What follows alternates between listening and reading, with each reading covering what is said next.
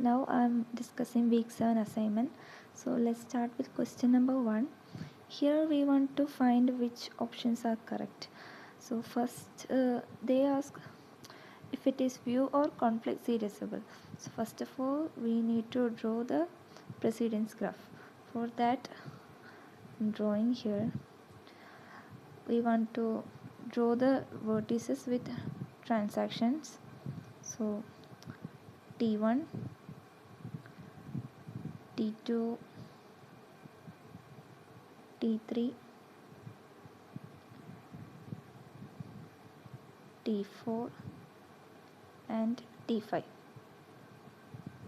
And how can we connect the graph?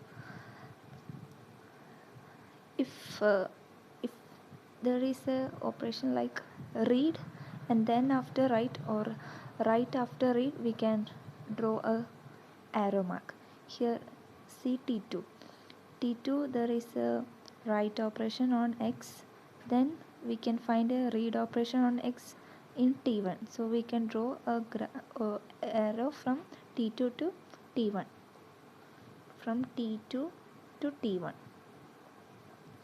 Then we can find read W X and then R of X.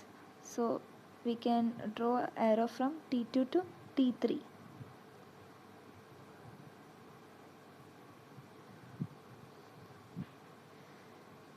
Then what? We can find a RZ and WZ. So we can draw a arrow from T4 to T5.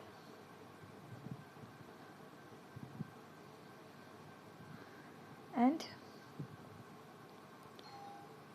we can draw an arrow from T5 to T1 because W of X and R of Z. W of Z and R of Z. So T5 to T1.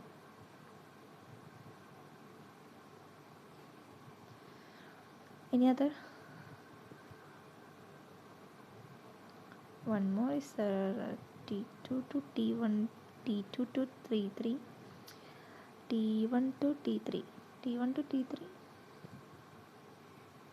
Yeah, we can find R of X and W of X in T1 and T3.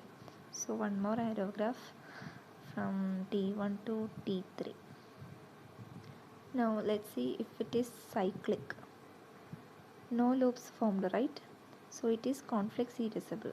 If the precedence graph formed is not cyclic, then it is conflict serializable.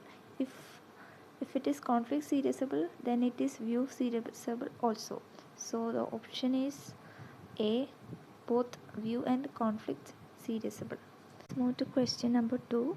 Here they are asking the number of conflict serializable schedules. For that we want to draw the precedence graph.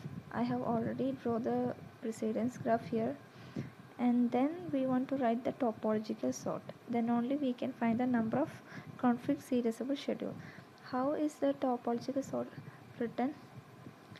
First we want to consider the node with no intakes. Which is the node with the no intakes? It's T4, right? Only outgoing arrow marks are seen here.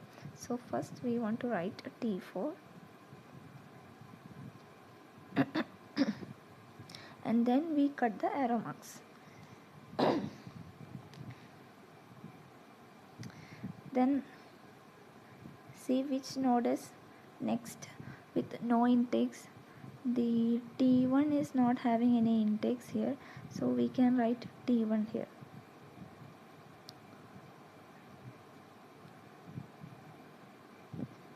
And remove the arrow marks.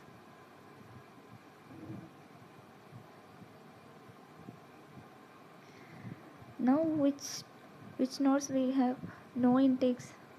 T5 is not having any intake and T2 is also not having any intake. So either we can select T5 or T2. So we write, if it is T2 we write T2. Otherwise it will be like T4, T1, T5. There are two options. And if we are taking T2, then remove this one. then which node is not having any intake. Then also we got two options, T5 or T3.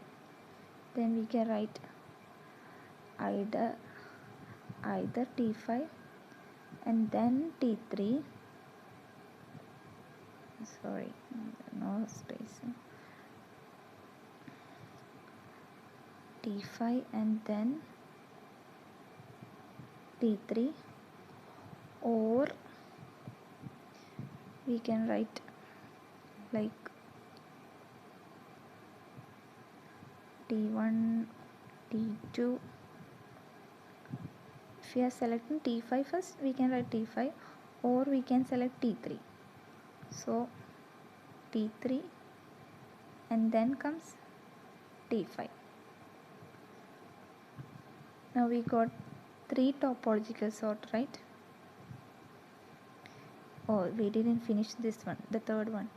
So if it is T4, T1 and T5, then how it will come? Then it will come either T2 then T3. So we got T3 topological sort. So the number of conflict serializable schedule is 3, option C. And question number 3, they are asking which option is correctly representing the topological sort. Then here also we draw the precedence graph like this and draw the topological sort as mentioned here. And here which node is having no intake? T3 is not having any intake, so T3 we write first T3. Option B and D is having T3 as the first node. Then if we remove the arrow marks of T3, which one is having no intakes? It's T4, right? Then T4 should be written. Option B is having T4 the next node, so option B is the correct answer. Move on to question number 4. It's a wait for graph. So which option is correctly representing the above data? We have 4 transactions. So T2 is waiting for T3, means there should be an arrow from T2 to T3. Which option is having that? From T2 to T3. From T2 to T3.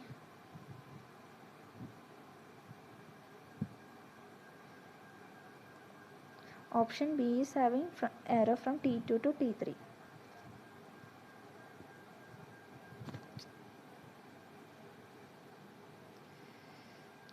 Then it is saying T2 is waiting for T3 and T4. So arrow mark should be from T2 to T3 and T4.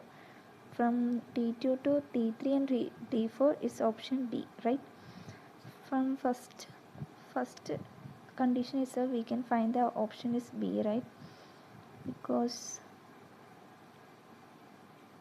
from T2 to T3 there is arrow mark only for option A and B. In the second condition, T1 is waiting for no, T2 is waiting for T3 and T4.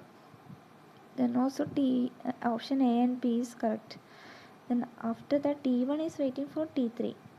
T1 is waiting for T3. Then also option A and B is correct. What about the last one? T3 is waiting for T4. T3 is waiting for T4. Option B is the only correct answer. In the option A it is showing T4 is waiting for T3. So option B is the correct answer. Question number 5. Read option A.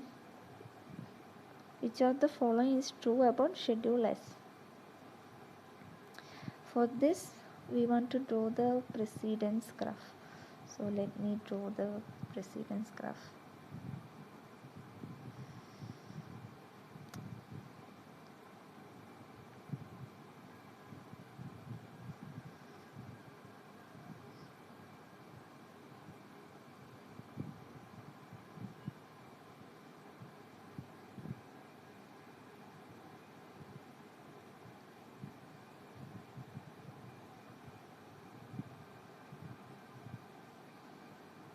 Question number 5, right?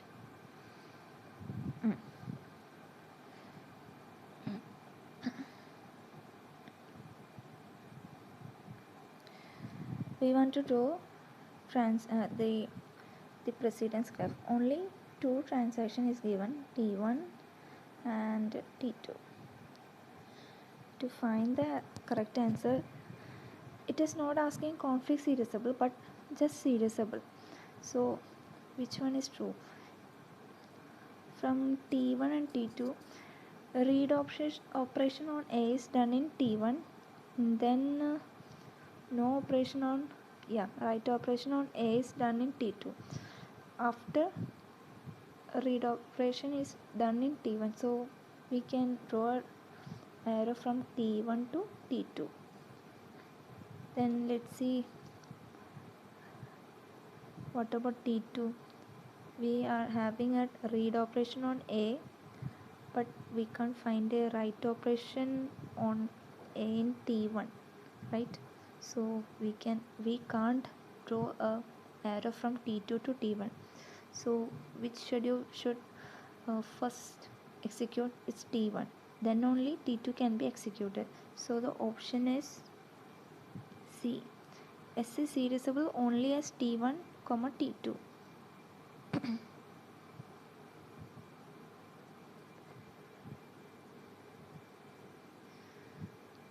This question is a direct question. You can find it from the lectures. Only the thing you should know is only shared log can be true. Like if a transaction is holding shared lock on a value, then any number of transaction can hold a shared lock on the same value. But if a transaction is holding a shared lock on a value, then no other transaction can hold exclusive lock on the same value. Also, if a transaction is holding a exclusive lock on a value, no other transaction can hold both exclusive lock and shared lock also in the value. The only true is shared lock. So option here which is correct is B and C. If the transaction holds a share lock on data item, other transaction will not be allowed to obtain X lock. That is true. If a transaction holds a X lock on a data item, no other transaction cannot be allowed to obtain S lock. That is also true. So B and C are the correct answer. Let's see question number 7. Here it is a wait and die deadlock prevention scheme. Timestamp is used here. Look into the question. For T1, the timestamp is 15, T2 is 18, and T3 is 19. So T1 is older than T2, T3 is younger than T2. Now T2 is holding some data which T1 and T3 is requesting. So according to wait and die deadlock prevention scheme, the older transaction will wait for the younger transaction to release. So T1 will wait for T2 to release the data item, and the younger transaction will roll back. So T3 should roll back. So option A and D is the correct answer. Now moving on to question number 8. We are asking which of the statement is true. T1, let's look into the, it is asking if T1 and T2 is rigorous two-phase locking or strict two-phase locking or etc. So what is rigorous two-lock phase lock protocol? On every locks will release only after committing. Look into the T1. T1, they are unlocking A and B after committing. So T1 will be rigorous rigorous two-phase locking protocol. What about T2? In T2, A and B is unlocking before committing. So T2 can't be rigorous lock. And what is rigorous two-phase locking? It means what? Shared lock and exclusive mode lock, they both will be released only after committing. And strict protocol, I think only the shared lock, no, exclusive lock will be released. Please check the notes, okay? So let's look into the T2. T2 exclusive lock is done on A, and then B is having shared lock on B. After doing all transactions, they are unlocking A and B. So it is having a growing phase and a shrinking phase. What is growing phase? In growing phase, only locking will be done, no releasing will be done. And in shrinking phase, only unlocking will be done, no locking will be done. Here we can see such a phase. So T2 will be what? T2 will be two-phase locking. T2 will be two-phase locking, and T1 will be rigorous two-phase locking. So the option correct is B. T1 follows rigorous two-phase locking, and T2 follows two-phase locking only. In question number 9, the schedules are deadlock free. Identify correct statement from the following which relate to whether the schedules are deadlock free. Let's check if schedule 1 and 2 are deadlock free. Let's take S1 first. T1, we are having exclusive lock on A, then read and write is done, then unlocking A. And after that, T2 is having a shared lock on B, reads the data, and then shared lock on A. Any number of transactions can have a shared lock on the same value. Even if T1 is locking exclusive lock on A, it is unlocking A, then only T2 is having a shared lock on A. So there will be no deadlock, okay? And then T2 is not releasing the shared lock of B or A, then T1 is having shared lock on B. I told you shared lock can be done by any number of transactions, so it won't be deadlock. Even if T1 is having a shared lock on B here, we can have a shared lock on B for transaction 1 also. Then it reads and unlocks B, here unlock A and B. So there is no deadlock in schedule 1. Goes to the schedule 2, we are having shared lock on A, reads the data, shared lock on B, reads the data, then shared lock on A. I told you shared lock can be done by any number of transactions, so no deadlock, reads the data, and then in T1 unlocks A and B. After that, here see, T1 is unlocking A and B. T2 is not unlocking shared lock on shared lock on A, but we are having an exclusive lock on B only after T1 unlocks B, so there won't be deadlock. And then reads the data, writes the data, unlocks. So here also no deadlock. So which option is the correct answer? Neither S1 nor S2 will suffer from deadlock. Last question. Which statement is true? They are asking if it recoverable or cascadeless. Note, if a schedule is cascadeless, it is automatically recoverable also. Let's take S1. Here the transaction reads and writes, and after committing only T2 is having transactions. Such a phase is called this type of schedule is called cascadeless schedule. Means if a transaction is having operations on an item which is already committed by another transaction, then it is cascadeless. So S1 is cascadeless. So automatically S1 is recoverable also. What about T2? It is not cascadeless. We can see T2 is reading a value X before T1 is committing. So it is not cascadeless. But check it is recoverable or not. T2 is committing only after T1 is committing.